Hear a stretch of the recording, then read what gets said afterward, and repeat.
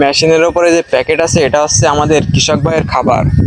তারা সকালবেলা কাজ এসেছে এবং এই খাবার এখানে রেখে দিয়েছে।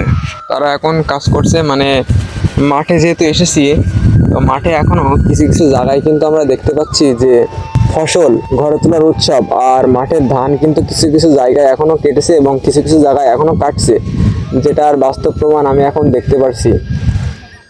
এখানে তারা এভাবেই কাজ করছে এবং ধানগুলো কাটছে। আকাশটা মেঘলা, তারপরেও অনেকটা সুন্দর একটা রূপ দিয়েছে এবং মাঠে বাতাস বইছে। সব মিলিয়ে এই অতুলনীয় একটা পরিবেশে তারা এভাবেই কিন্তু ফসলগুলো কাটছে। বাহ, অসাধারণ।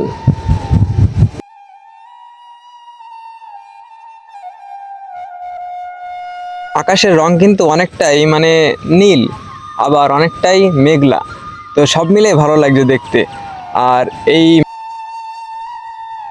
এই মাঠের বুকে এই সোনালী ফসল এক আলাদা রূপ দিচ্ছে।